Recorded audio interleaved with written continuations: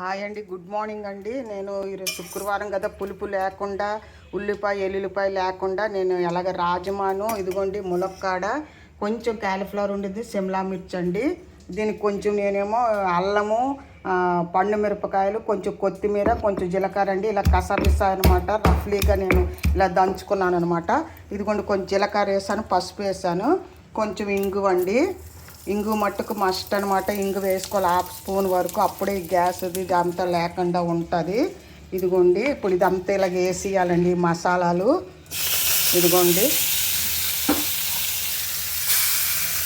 ఇదిగోండి ఇలాగ వేపాలన్నమాట.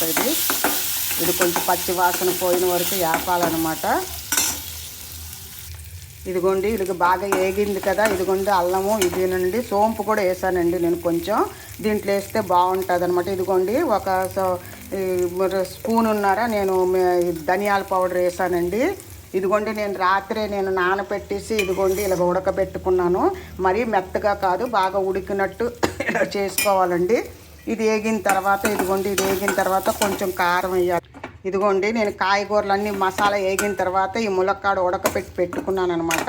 ఇవి క్యాలీఫ్లవరు, సిమ్లా మిర్చి ఇదిగోండి ఇలా వేసాను అనమాట. ఇది బాగా వేగాలన్నమాట. ఇది కొంచెం బాగా వేగిన తర్వాత పచ్చి వాసన పోయిన వరకు వేసుకొని తర్వాత ఈ రాజమాని దీంట్లో వేస్తామండి. కారం కూడా వేసానండి నేను, కాశ్మీరీ చిల్లీ లాల్ పౌడర్ వేసాను అనమాట. గరం మసాలా కూడా వేస్తానండి.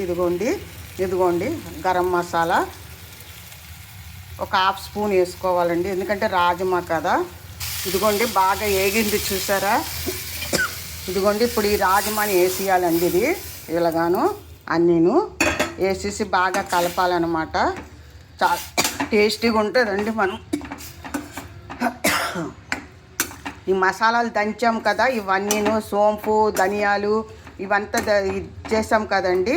ఇదిగోండి ఇదంతా దంచిన వేయడం వల్ల చాలా టేస్ట్గా ఉంటుంది. ఈ ములక్కాడ దీంట్లోకి ఎక్కి చాలా టేస్ట్గా ఉంటుందండి. ఇది ఇంకా కొంచెం మనకి ఎంత కంటెస్టెంట్ ఉప్పు ఏమో టేస్ట్ తగ్గ ఉప్పు వేసుకోవాలండి. నేను కొంచెం దాంట్లో ఉడకబెట్టిన దాంట్లో ములక్కాడలో వేసాను అనమాట. కొంచెం ఎవరి టేస్ట్ తగ్గట్టు వాళ్ళు వేసుకోవాలండి ఉప్పు. ఇదిగోండి ఇలా కలపడమే అనమాట. ఇదిగోండి ఇలాగా గ్రేవీ ఇలాగా ఇదన్నీ బాగా ఉడికిపోద్దాక కొంచెం పలచగా పెట్టి, ఎందుకంటే నేను పప్పు చేసుకోలేదండి. అసలు ఎప్పుడు పప్పు చేస్తాను. మా వారు నైట్కి ఈరోజు ఏకాదశి కదా, నైట్కే చపాతీ తింటామన్నారు, అన్నం తినరు.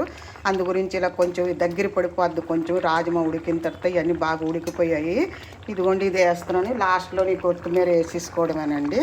ఇదిగోండి యమ్మీ పులుపు లేకుండా tomato without garlic, without tomato, without onion అండి. ఇది ఎవరైనా సంతోషమాత పూజ ఏదైనా ఎప్పుడైనా చేసుకునేటప్పుడు ఇలాగ చేసుకొని తినొచ్చండి. Thank you so much.